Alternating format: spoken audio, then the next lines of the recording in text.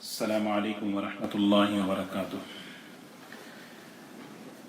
بسم الله الرحمن الرحيم. الحمد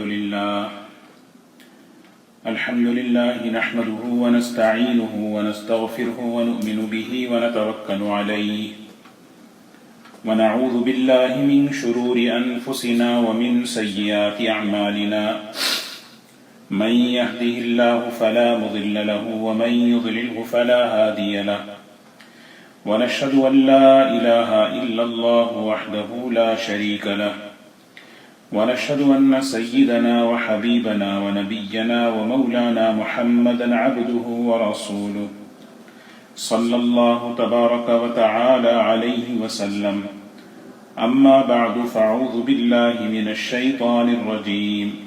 بسم الله الرحمن الرحيم. هو الله الذي لا إله إلا هو عالم الغيب والشهادة هو الرحمن الرحيم. هو الله الذي لا إله إلا هو الملك القدوس السلام المؤمن المهيمن العزيز الجبار المتكبر سبحان الله عما يشركون. هو الله الخالق البارئ المصور له الأسماء الحسنى يسبح له ما في السماوات والأرض وهو العزيز الحكيم. صدق الله العظيم. قابل احترام بزرگ و دوستو،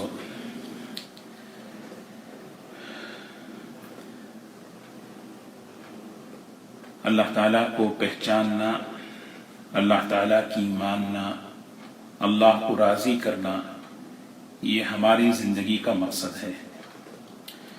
اللہ تعالیٰ نے اس دنیا میں اسی مقصد کے لیے پیدا فرمایا.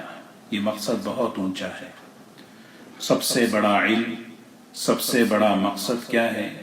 بندہ اللہ کو پہچانے، اور اللہ کے پہچان کا سب سے بڑا ذریعہ اللہ کے صفات کا ہے. اللہ تعالیٰ کے بے شمار صفات اور اس کے اسماء ہیں. گزشتہ کچھ باتیں عرض کی گئی تھی. اللہ تعالیٰ کے صفات میں ایک صفت ہے الملک. الملک بادشاہ، المالک مالک الملک. فتعال اللہ الملک الحق. اللہ تعالیٰ کی ذات بہت بلند ہے. جو الملک الحق، حقیقی بادشاہت، حقیقی سلطنت بس اسی کے پاس ہے. لا الہ الا هو رب العرش العظیم. اس کے سوا کوئی عبادت کے لائق نہیں. وہ رب عرش عظیم کا مالک ہے. اللہ تعالیٰ نے قرآن پاک میں اپنی اس صفت کو بار بار بیان فرمایا.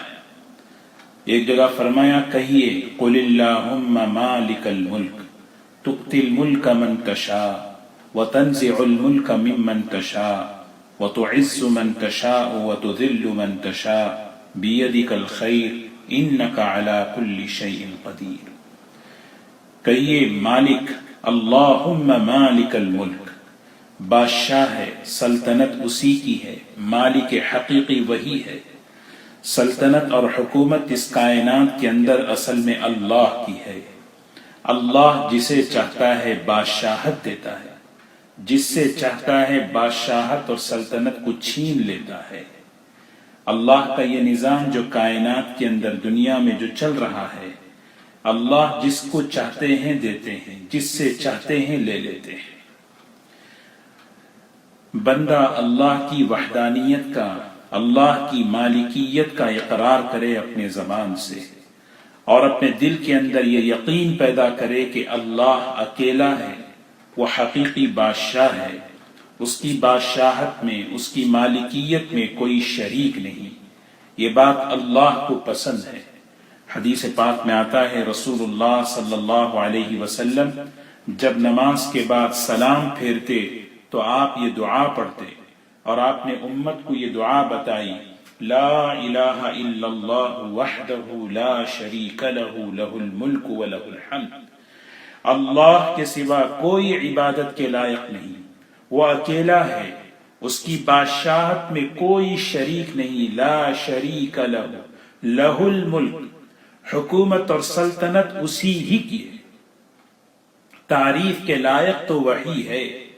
پھر اللہ کے رسول صلی اللہ علیہ وسلم یہ دعا پڑھتے، اللہم لا مانع لما اعطیت ولا معطی لما منعت، اے اللہ جس کو آپ دینا چاہتے ہیں کوئی اسے روک نہیں سکتا، جس سے آپ کوئی چیز روکنا چاہیں اسے وہ دے نہیں سکتا، یعنی بادشاہ تو وہی ہے۔ ان جملوں میں اللہ تعالیٰ اپنی قدرت کو، اپنی بادشاہت کو، اپنی سلطنت کو بتا رہے ہیں کہ میں کیسا مالک ہوں۔ حضور اکرم صلی اللہ علیہ وسلم فرماتے ہیں جو شخص یہ کلمہ پڑھے، مسلم شریف کی روایت ہے کہ سمندر کے جھاگ کے برابر بھی اگر گناہ ہو اللہ تعالیٰ اسے معاف کر دیتے ہیں۔ لا الہ الا اللہ وحدہ لا شریک لہ، لہ الملک ولہ الحمد وهو على كل شيء قدير، اللهم لا مانع لما أعطيت ولا معطي لما منعت ولا راد لما قضيت ولا ينفع ذا الجد منك الجد۔ ایک روایت میں آتا ہے رسول اللہ صلی اللہ علیہ وسلم نے فرمایا چوتھا کلمہ کیا ہے؟ جس میں اللہ کی وحدانیت، اللہ کی بادشاہت اور اللہ کی تعریف کا اقرار ہے، لا الہ الا اللہ وحدہ لا شریک لہ، لہ الملک ولہ الحمد۔ اگر کوئی چوتھا کلمہ پڑھتا ہے دل کے اخلاص کے ساتھ، اللہ تبارک و تعالیٰ اس کے لیے آسمان کے دروازے کھول دیتے ہیں اور اللہ تبارک و تعالیٰ اس پر رحمت کی نگاہ ڈالتے ہیں، اور پھر اللہ تعالیٰ اس بندے سے فرماتے ہیں مانگو، جو مانگو گے میں تمہیں عطا کروں گا۔ یہ کلمات اللہ کو پسند ہیں، جس میں اللہ کی بڑائی ہو، اللہ کی وحدانیت ہو، اللہ کے صفات کا اقرار ہو۔ اسی لیے ان کلمات کو ہم اپنی زبانوں پر، حضور اکرم صلی اللہ علیہ وسلم نے حضرت یسیرہ رضی اللہ تعالی عنہا سے فرمایا علیکن بالتسبیح والتہلیل والتقدیس، فرمایا یسیرہ اپنی انگلیوں پر اللہ کی تسبیح کو، اللہ کی تہلیل کو، اللہ کی پاکی کو شمار کرو، گنتے رہا کرو۔ سبحان الملک القدوس، سبحان الملک القدوس، جس میں اللہ کی پاکی کو، اس کی بادشاہت کو اور اس کے عیوب سے پاکی کو بیان کیا جا رہا ہے۔ تو قرآن اور حدیث کے اندر بے شمار الفاظ ہیں جس کے اندر اللہ کی بادشاہت اور اس کی سلطنت اور اس کی حکومت کو بیان کیا گیا۔ توکلت علی الحی الذی لا یموت، کہو میں اس اللہ پر بھروسہ کرتا ہوں جس کی زندگی ہمیشہ ہے، جو ہمیشہ سے ہے، ہمیشہ رہے گا، کبھی اس پر فنا نہیں ہے۔ اور وہ کیسا ہے؟ الحمدللہ الذی لم یتخذ ولدا ولم یکن لہ شریک فی الملک، اس کی بادشاہت میں، اس کی سلطنت میں کوئی شریک نہیں۔ حضور اکرم صلی اللہ علیہ وسلم کی مسنون دعاؤں میں ایک دعا ہے، آپ جب دعا فرماتے تھے تو اللہ تعالیٰ کی تعریف کرتے تھے اور اس میں اللہ تعالیٰ کی مالکیت کا اقرار کرتے تھے۔ اللہم انت الملک لا شریک لک، اے اللہ بادشاہ تو آپ ہی ہیں، آپ کی بادشاہت میں کوئی شریک نہیں۔ والفرد لا ند لک، اے اللہ آپ اکیلے ہیں، یکتا ہیں، آپ کے ساتھ کوئی شریک نہیں، آپ کا کوئی مثیل نہیں، آپ کا کوئی وزیر نہیں۔ کل شیء ہالک الا وجہک، ہر چیز فنا ہونے والی، ختم ہونے والی، لیکن ایک اللہ کی ذات ہے، اس کی سلطنت، اس کی بادشاہت ہمیشہ ہمیشہ باقی رہے گی۔ اسی لیے قیامت کے دن سب مرے پڑے رہیں گے۔ اللہ تبارک و تعالیٰ اس دن اعلان فرمائیں گے یوم ہم بارزون لا یخفی علی اللہ منہم شیء لمن الملک اليوم، لمن الملک اليوم، آج کس کی بادشاہت ہے، آج کس کا اختیار ہے، کوئی جواب دینے والا نہیں ہوگا۔ تو اللہ تعالیٰ خود فرمائیں گے للہ الواحد القہار، ایک اکیلا تنے تنہا جو ہر چیز پر غالب ہے، جس کا ہر چیز پر قبضہ ہے، اسی کی بادشاہت تھی اور اسی کی بادشاہت ہمیشہ رہے گی۔ تو اللہ تعالیٰ کے صفات میں ایک صفت الملک، قرآن پاک میں ملک فرمایا، مالک فرمایا، ملیک مقتدر، یہ بڑی عجیب صفات ہیں۔ اس صفت کا تقاضا یہ ہے بندہ اس صفت کو اپنے دل میں اقرار کرے۔ حقیقی بادشاہ تو اللہ ہے۔ وجہ اس کی یہ ہے کہ آدمی اس دنیا میں جب رہتا ہے تو اللہ تبارک و تعالی بطور امتحان کے اللہ تعالیٰ نے اسے بہت سی چیزیں عطا فرمائی۔ اس کی ملکیت میں اس کی زندگی ہے، اس کا سر سے لے کر پیر تک جسم ہے، اس کے بچے ہیں، اس کا گھر ہے، اس کا مال و دولت ہے۔ انسان بہت سی چیزوں کے درمیان رہتا ہے اور اس چیز میں آ کر انسان اپنی ملکیت کا دعویٰ کرتا ہے، یہ میرا، یہ میری۔ حالانکہ انسان غور کرے، انسان سوچے اس کی حیثیت کیا ہے، یہ میرا ہے، اس پر میرا کتنا قبضہ ہے، کتنا اختیار ہے۔ اندازہ ہوگا جب انسان غور کرتا ہے۔ اللہ تعالیٰ قرآن پاک میں اس مضمون کو بار بار بیان فرماتے ہیں، هل اتى على الانسان حين من الدهر لم يكن شيئا مذكورا۔ انسان جب دنیا میں آیا تھا خالی ہاتھ آیا تھا، اور جب دنیا سے جائے گا بالکل خالی ہاتھ جائے گا، کچھ نہیں ہوگا، کچھ ساتھ نہیں لے جائے گا۔ نہ کوئی انسان کچھ ساتھ لے کر آیا ہے، نہ ہی کوئی انسان اس دنیا سے کچھ لے کر جائے گا۔ یہ انسان کی زندگی کا خلاصہ ہے، کچھ نہیں تھا اور کچھ نہ ہوگا۔ اور درمیانی وقت 60 70 80 سال کی جو زندگی اللہ نے دی ہے، اس میں اب ہمارے پاس جو کچھ چیزیں ہیں، انسان اپنا خود کو اس کا مالک سمجھ کر اپنی مرضی اس میں چلاتا ہے، اپنی مرضی چلاتا ہے۔ حالانکہ اللہ تعالیٰ فرماتے ہیں جب تم دنیا میں آئے تھے تو خالی ہاتھ آئے تھے، دنیا سے جانے کا وقت آئے گا تو خالی جاؤ گے، بلکہ ایک وقت دنیا پر ایسا آئے گا کل من علیہا فان ویبقى وجہ ربک ذو الجلال والاکرام، ایک اللہ کی ذات باقی رہے گی، ساری کی ساری چیزیں فنا ہو جائیں گی۔ مختصر سے وقت کے لیے ہمارے پاس کچھ چیزیں بطور اختیار کے، بطور امتحان کے اللہ نے ہمیں عطا فرمائی ہیں۔ امتحان ہے دنیا میں، اللہ تعالیٰ نے ہمیں امتحان کے طور پر ہماری زندگی، ہمارے بیوی بچے، مال و دولت، نعمتیں جس شکل میں بھی ہمارے پاس ہیں وہ اللہ کی طرف سے ہمیں دی گئی ہیں، اور اس میں ہمیں اختیار دیا گیا، اور اختیار بطور امتحان کے دیا گیا ہے کہ اس اختیار سے آدمی اپنا عمل خراب تو نہیں کرتا۔ اسی لیے اللہ تعالیٰ نے قیامت کا دن رکھا ہے، اور اس قیامت کے دن کو اللہ تعالیٰ نے پکارا مالک یوم الدین۔ نماز کی ہر رکعت میں یہ اقرار کرایا جاتا ہے قیامت کے دن کا میں مالک ہوں، قیامت کے دن کا میں مالک ہوں۔ کیا مطلب؟ آج دنیا میں جو تمہارے پاس ہے بطور امتحان کے اللہ نے تمہیں تھوڑا سا اختیار دیا، تمہاری زندگی پر، تمہاری جوانی پر، تمہارے سر سے لے کر پیر تک کے اعضاء پر، تمہارے بچوں پر، تمہارے مال اور دولت پر اللہ نے تمہیں اختیار دے کر امتحان میں ڈالا ہے۔ اگر تم اس اختیار کو صحیح استعمال کرو گے، اللہ پاک قیامت کے دن اس کا فیصلہ صحیح فرمائیں گے۔ اگر اس اختیار کو تم نے غلط استعمال کر کے اپنا عمل خراب کر لیا، اپنے عمل کو اگر بگاڑ لیا، دنیا تو مہلت کی جگہ ہے، گزر جائے گی، لیکن قیامت کے دن جب آؤ گے، اس دن اکیلا تنے تنہا میں مالک ہوں، اور اس دن میرا فیصلہ ہوگا۔ اسی لیے دنیا کی زندگی میں آدمی اس بات کا استحضار اپنے اندر پیدا کرے کہ میرے پاس جو کچھ ہے اس کا مالک حقیقی اللہ ہے۔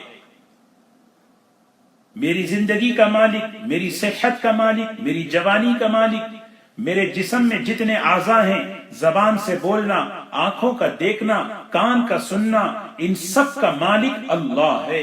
یہ استحضار، اللہ کی مالکیت کا استحضار، یہ بہت ضروری ہے۔ अलम तालम अन्नल्लाह लहू मुल्कु स्समावाति वल अर्द, क्या तुम इस बात को नहीं जानते आसमान और जमीन और उसके दरमियान की तमाम चीजों का मालिक अल्लाह है।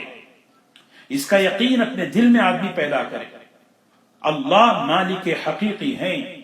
मालिक वो है जिसका कोई मालिक ना हो।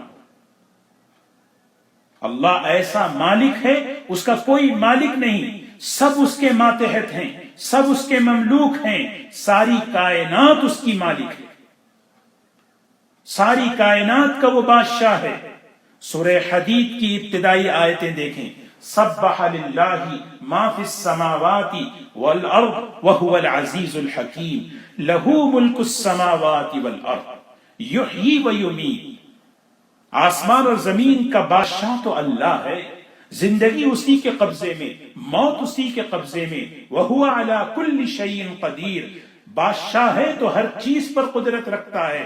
हुवल अव्वल वल आखिर वल ज़ाहिर वल बातिन व हुवा बिकुल्ली शैइन अलीम।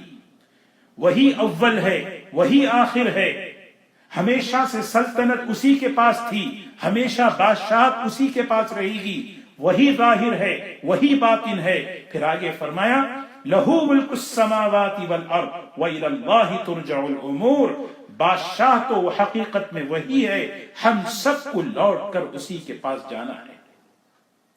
यूलिजुल लैला फिन नहार व यूलिजुन नहारा फिल लैल, उसकी सल्तनत देखो, उसकी बादशाहत देखो, आसमानों पर, जमीनों पर, रात और दिन पर उसका कब्जा। इसीलिए सुबह होती है, कहते हैं अस्बहना अस्बहल मुल्क लिल्लाहि रब्बिल आलमीन, इस सुबह का मालिक तो अल्लाह है। शाम होती है तो हमें सिखाया गया, कहो जबान से अमसैना व अमसल मुल्क लिल्लाहि रब्बिल आलमीन, शाम में कर रहा हूं, शाम का मालिक तो अल्लाह है। अल्लाह की मालिकियत का अल्लाह मालिक है। जो कुछ मेरी जिंदगी का, मेरी सेहत, मेरी जवानी, मेरे आज़ा, मेरे पास नेमतें जिस शक्ल में हैं, उसका मालिक अल्लाह है। क्यों? इसलिए कि उन नेमतों को उसने पैदा किया। मालिक होने के लिए खालिक होना जरूरी है। मालिक वही होगा जिसने उसको बनाया है। जिसने उसको नहीं बनाया वो मालिक नहीं हो सकता। अल्लाह ताला खुद कुरान में इसकी तरफ हमें मुतवज्जे कर रहे हैं। जैसे अल्लाह ताला ने हमें औलाद दी है, औलाद को किसने बनाया? औलाद को किसने बनाया?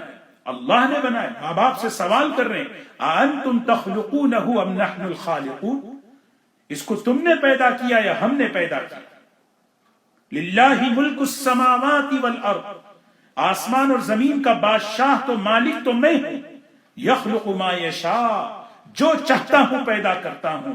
यहबु लिमन यशाउ इनासा, जिसको चाहता हूं बेटियां देता हूं। वयहबु लिमन यशाउ ज़ुकूर, जिसको चाहता हूं बेटे देता हूं। वयजअलु मन यशाउ अक़ीमा, और जिसके लिए मैं चाहता हूं उसके लिए ना लड़का न लड़की, बल्कि उसके लिए औलाद का सिलसिला बंद कर देता। यह आयत शुरू कैसे फरमाई? लिल्लाहि मुल्कुस समावाति वल अर्द। माँ बाप को यह जहन बनाया जा रहा है। फिर जब हमारी औलाद का मालिक अल्लाह है, तो फिर ये औलाद किसकी है? हमारा उनके साथ क्या रिश्ता है? ये हमें कुरान पाक में अल्लाह ने समझाया। ये अल्लाह की नेमत है, अल्लाह की तरफ से अमानत है। मेरे पास मेरे अल्लाह की अमानत है। मालिक तो अल्लाह है, क्योंकि खालिक अल्लाह है। जब अमानत का इस्तेहजार आएगा तो फिर बंदा सोचेगा मैं इसको ऐसे इस्तेमाल करूं जैसे अल्लाह चाहेंगे, क्योंकि हर नेमत अमानत है, चाहे वो औलाद ही क्यों ना हो। और अमानत का सवाल कयामत में अल्लाह ताला फरमाएंगे। कयामत के दिन सवाल इसीलिए फरमाएंगे, ये माल तुम्हारा नहीं था, यह औलाद तुम्हारी नहीं थी, ये जिंदगी तुम्हारी नहीं थी, ये सेहत और जवानी तुम्हारी नहीं थी, बल्कि हमारी दी हुई थी। हमारी दी हुई चीज को तुमने कैसे इस्तेमाल किया? इसीलिए अल्लाह कयामत के दिन अल्लाह अपने बंदों से सवाल करेंगे। ये सवाल, इसके पीछे यही राज है। بچے کو کیا پڑھاؤں، بچے کو کیا تربیت کروں، کیا میں پڑھاؤں کیا نہ پڑھاؤں، میری اولاد ہے، میری مرضی ہے، جو چاہے میں پڑھاؤں، جو چاہے میں پہناؤں، جیسے چاہے میں بناؤں، نہیں۔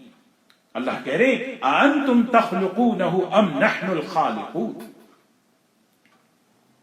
آج سارا جو جھگڑا ہے، آج سارا جو فساد ہے، وہ مالکیت کا مسئلہ۔ انسان ہر چیز پر اپنا قبضہ کرتا ہے، ہر چیز کو اپنی طرف منسوب کرتا ہے۔ یہ میرا، زندگی میری، ہم کہتے ہیں نا زندگی میری۔ جب آدمی اس پر میری جب کہتا ہے تو پھر آدمی اس پر اپنا حق جتاتا ہے۔ اور حق کیسے جتاتا ہے؟ جیسے چاہے میں رہوں، جیسے چاہے میں زندگی گزاروں۔ ٹھیک ہے، اگر آپ کی زندگی ہے تو آپ جیسے چاہے رہیں، جیسے چاہے زندگی گزاریں۔ کیا آپ اپنی زندگی کے مالک ہیں؟ اللہ قرآن میں سوال کرتے ہیں، کیا آپ اپنی زندگی کے مالک ہیں؟ مالک ہونے کے لیے بنانا ضروری ہے۔ کیا آپ نے اپنے آپ کو بنایا ہے؟ أَأَنْتُمْ تَخْلُقُونَهُ أَمْ نَحْنُ الْخَالِقُونَ۔ خالق کون ہے؟ یہی وجہ ہے ہماری زندگیوں میں اللہ کی نافرمانیاں جو آ رہی ہیں، زندگیوں میں، جوانی میں، اللہ کی نعمتوں میں، اس کی سب سے بڑی بنیاد یہ ہے کہ آدمی اللہ کی مالکیت کا یقین اس کے دلوں میں کمزور ہے۔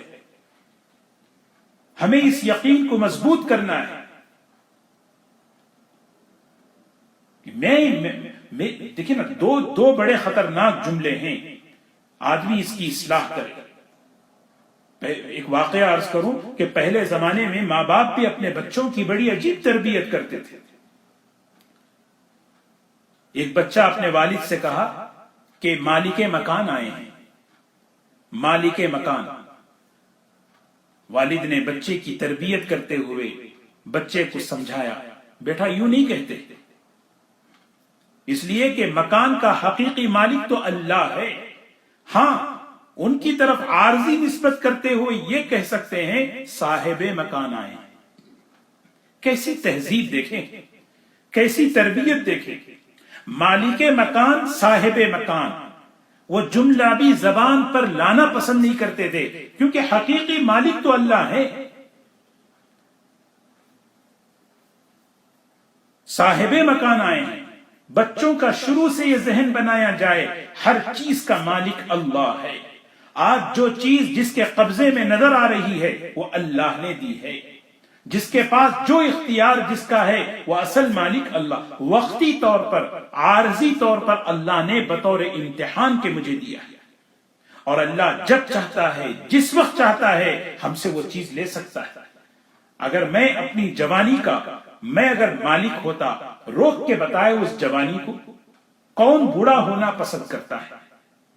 کون چاہتا ہے کہ اس کے بال سفید ہوں؟ کون چاہتا ہے کہ اس کی کمر ٹیڑھی ہو؟ آدمی اپنی جوانی پر اپنی مرضی چلاتا ہے، جہاں جیسے چاہے اپنی جوانی گزارو۔ زندگی میں ایک بار آدمی کو ملتی ہے، لیکن نہیں، اللہ پاک جس کے دل پر یہ فہم کھولتا ہے، نہیں، یہ جوانی اللہ کی نعمت ہے، امانت ہے، قیامت کے دن اللہ سوال کریں گے۔ اگر اس کو صحیح ترتیب پر اگر تم لگا کر جاؤ، اللہ عرش کا سایہ تمہیں عطا فرمائیں گے۔ وہ نوجوان اپنی جوانی کو امانت سمجھ کر، اللہ کی نعمت سمجھ کر، جو اختیار اس دنیا میں اللہ نے دیا ہے، اس اختیار کو اللہ کے حکموں کے مطابق لگا کر جاتا ہے، اللہ اسے نوازتے ہیں۔ اور اللہ حفاظت فرمائے، جب کوئی جو نوجوان یہ سمجھے میری مرضی، میری جوانی، میری زندگی ہے، جہاں چاہے میں گزاروں، جو چاہے میں دیکھوں، جو چاہے میں سنوں، جو چاہے میں بولوں، جب یہ مزاج بنتا ہے تو اللہ تعالیٰ دنیا میں مہلت دیتے ہیں۔ غلطی تو یہیں پر آ رہی ہے، اطاعت میں رکاوٹ، بندگی میں رکاوٹ، فرما برداری میں جو رکاوٹ، جو آنے کی سب سے بڑی بنیادی وجہ کیا ہے؟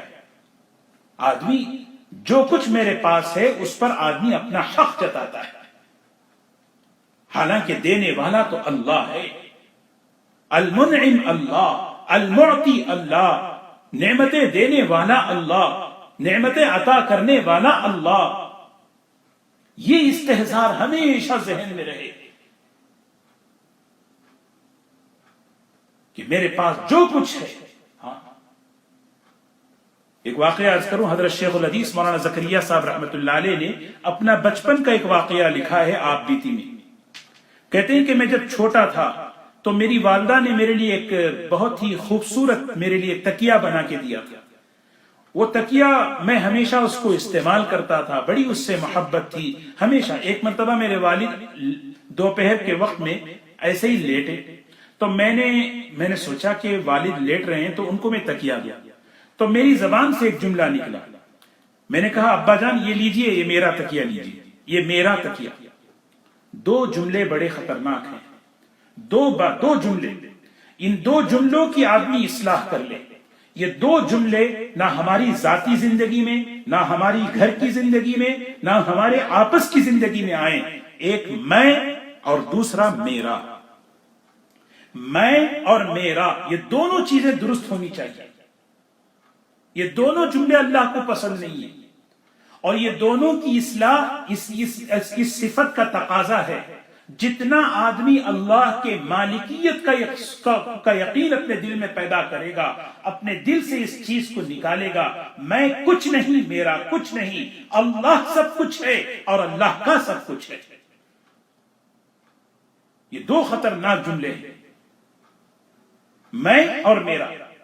آدمی یہ میرا، بچہ عام طور پہ دیکھیں بچے شروع سے میرا میرا یہ کہتے کہتے کہتے میں یہ کہتے کہتے ہماری جو ہے ہماری زندگیاں بڑھتے جاتی ہیں. اور یہ جملے کتنا بگاڑ لے کر آتے ہیں گھریلو زندگی میں، ازدواجی زندگی میں، آپس کی زندگی میں. آدمی کا استحضار ہو. یہ میرا کب ہو سکتا ہے؟ جب میں نے اس کو بنایا ہو. کیا میں نے اس کو بنایا ہے؟ جس نے بنایا اس کا ہے. کون ہے وہ؟ اللہ ہے.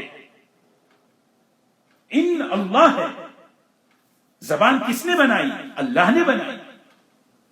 کان کس نے بنائے؟ اللہ نے بنائے. جس نے بنایا اس کا ہے. اسی لیے اللہ قرآن میں کہتے ہیں ان اخذ اللہ سمعکم وابصارکم وختم علی قلوبکم من الہ غیر اللہ. اگر اللہ تم سے کانوں سے سننے کی طاقت لے لے، زبان سے بولنے کی طاقت لے لے، آنکھوں سے دیکھنے کی قوت لے لے، ہے کوئی دنیا میں دوسرا الہ جو ان چیزوں کو واپس کر سکے؟ ہے کوئی دنیا میں ان چیزوں کو واپس کر سکے؟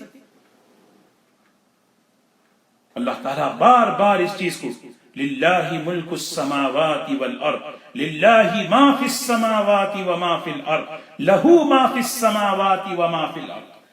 ہاں علماء نے ایک مسئلہ بیان کیا. آدمی کہتا ہے یہ میرا گھر ہے، میری سواری ہے، یہ میرے بچے ہیں، یہ میری کتاب ہے. یہ انتظامی لائن کے لیے بولنے کی اجازت ہے، لیکن دل کے اندر یہ یقین ہو حقیقی مالک تو اللہ ہے. حقیقی یہ گھر کس کا ہے؟ اس کا مالک اللہ ہے. جب بندہ یہ یقین پیدا کرے گا، اس گھر کے اندر وہ اعمال لائے گا جو اللہ کو پسند ہیں. جب یہ سوچے گا میرا گھر ہے، میں نے کمایا، میں نے کیا، تو اس گھر کے اندر وہ ہوگا جو اس کی مرضی ہوگی. اسی لیے اطاعت میں، فرما برداری میں، اللہ کے حکموں کو پورا کرنے میں جو سب سے بڑی رکاوٹ جو آتی ہے، ہمارا نفس یہ ہمیں فہم دیتا ہے یہ سب چیزیں تیری ہیں، تو اس کا مالک ہے، ان سب چیزوں کا تو مالک ہے. اسی لیے دو باتیں جیسے میں نے عرض کی کہ سب سے بڑی بنیاد کیا ہے کہ میں اور میرا، یہ دو جملوں کی اصلاح ہو. دو جملے. اور عجیب بات ہے یہ بڑے خطرناک بیماریاں ہیں، میں میرا. ان دونوں کی اصلاح نماز میں ہے. روزانہ بندہ نماز پڑھتا ہے، لیکن نماز اس شعور کے ساتھ، اس کیفیت کے ساتھ، اس صفت احسان کے ساتھ پڑھے کہ اللہ اکبر، میں کچھ نہیں، سب کچھ اللہ ہے. میرا کچھ نہیں، سب کچھ اللہ کا ہے. میں کچھ نہیں. اللہ اکبر کے معنی کیا ہیں؟ میں بڑا نہیں، میں بڑا نہیں، میں نہیں. انا، یہ اللہ کو یہ جملہ پسند نہیں ہے. انا خیر من، میں فلاں سے بہتر، میں اس سے بہتر، میں اس سے بہتر. اللہ تعالیٰ نے جب یہ شیطان نے زبان سے کہا، اللہ تعالیٰ نے اس کو کہا تو کافر ہے، نکل جا ہمارے دربار سے۔ شیطان کا کفر یہ نہیں تھا کہ اس نے اللہ کا انکار کیا، وہ تو اللہ کو مانتا تھا، لیکن اس کا کفر یہ تھا کہ اس نے کہا میں بہتر ہوں۔ اسی لیے دو جملے بڑے خطرناک، میں، میرا، یہ دونوں کی اصلاح نماز میں ہے۔ اللہ اکبر، اللہ بڑا ہے، میں بڑا نہیں۔ سبحانک اللہم بحمدک، اللہ پاک ہیں۔ تکبیر تحریمہ کے بعد اللہ کی بڑائی کو، اللہ کی تعریف کو، اللہ ہر عیب سے پاک، ہر خوبی، ہر بلائی آپ ہی کے لیے اللہ کی طرف منسوب کرنا، بندگی کا اقرار کرنا، اے اللہ میں بندہ ہوں، میں بندہ ہوں۔ بار بار نماز کے اندر اس کا شعور اور اس کا احساس پیدا کرایا جاتا ہے کہ بندہ ہمارے یہ دل کے اندر اقرار پیدا کرے، میرے پاس جو کچھ ہے اس کا حقیقی مالک تو اللہ ہے۔ اس صفت کا ایک تقاضا ہے کہ آدمی اپنے دل سے نکالے، اللہ کی مالکیت کا اپنے دل میں اقرار اور یقین اپنے دل میں بٹھا لے کہ حقیقی کرنے والی ذات تو صرف اور صرف اللہ کی ہے۔ آنکھیں، زبان، کان، یہ جو کچھ میرے پاس یہ اللہ کے۔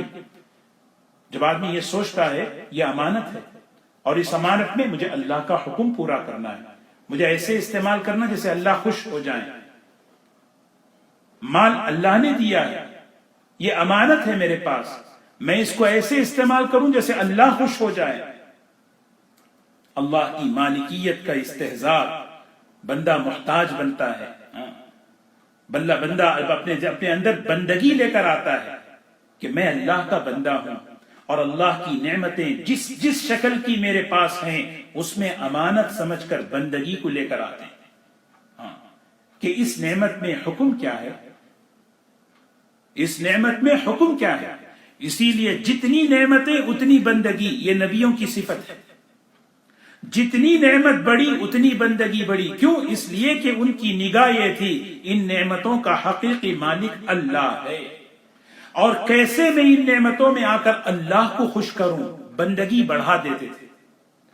لیکن جب آدمی کو اس کا یقین کا ہٹتا ہے یہ میرا ہے اور میں کچھ ہوں، تو پھر آدمی ان نعمتوں میں جو ہے آدمی اپنا حق جتاتا ہے، زندگی پر اپنا حق، جوانی پر اپنا حق، کپڑوں پر اپنا حق، مال پر اپنا حق، اور یہ چیزیں اللہ کو ناپسند ہیں۔ اللہ تبارک و تعالی ہم سب کی حفاظت فرمائے۔ تو اللہ کے صفات میں ایک صفت ہے الملک، ملک بادشاہ، سلطنت اور قدرت، قبضہ تو صرف اللہ کا ہے۔ اللہ ہی حقیقی بادشاہ ہیں، اللہ ہی حقیقی بادشاہ ہیں، ہر چیز کا مالک، ساتوں آسمان اور زمین اور اس کے درمیان کی تمام چیزوں کا مالک حقیقی اللہ ہے۔ تو اس میں بھی آ گیا، میرا گھر آ گیا، میری ساری نعمتیں میرے پاس جس شکل میں وہ سب آ گئی۔ تو بندہ یہ شعور اپنے اندر پیدا کرے، اللہ کی صفت الملک المالک کی کا تقاضا کیا ہے کہ میں ان نعمتوں کو امانت سمجھوں، اور اس میں اللہ کا حکم دیکھوں، حکم دیکھ کر ان نعمتوں کو ان نعمتوں کے ذریعے میں اللہ کو راضی کروں۔ اللہ تبارک و تعالی ہم سب کے دلوں میں اللہ کی مالکیت کا، اس کی خالقیت کا، اس کی وحدانیت کا یقین اللہ ہم سب کے دلوں میں پیدا فرمائے۔ اللہ کا قرب، اللہ کا تعلق، اللہ سے محبت ہمارے دل میں پیدا فرمائے۔ جب ہم اللہ کے صفات کو یاد کرتے ہیں، پڑھتے ہیں، سنتے ہیں اور ان صفات کو سوچتے ہیں، محبت پیدا ہوتی ہے۔ اللہ کیسے رحمان ہیں، اللہ کیسے رحیم ہیں، اللہ کیسے مالک ہیں، سبحان اللہ، اور دل میں ایک سکون پیدا ہوتا ہے۔ یہ اصل تو بادشاہ اللہ ہے، میں جس کے سامنے کھڑا ہوں وہ حقیقی بادشاہ ہے، جس کے سامنے جھکتا ہوں وہ اصل مالک ہے، جس کے سامنے ہاتھ اٹھاتا ہوں وہ اصل مالک ہے۔ دنیا میں جس کے پاس جہاں جہاں جو کچھ کسی کے پاس کوئی بادشاہت، کوئی اختیار، کوئی عہدہ ملا ہوا ہے، یہ اللہ کے دینے سے ہے۔ اگر اس میں صحیح استعمال کریں گے اللہ اس سے راضی ہوں گے، اور اگر انسان اس کو غلط اختیار کرے گا، غلط اس پر عمل کرے گا، پھر اللہ قیامت کے دن اللہ اس کا حساب لیں گے۔ اللہ تبارک و تعالی ہم سب کو عمل کی توفیق نصیب فرمائے۔ وآخر دعوانا الحمد للہ رب العالمین۔ دو دعا کی درخواست آئی ہے، ہمارے سہیل سریش والا ہیں،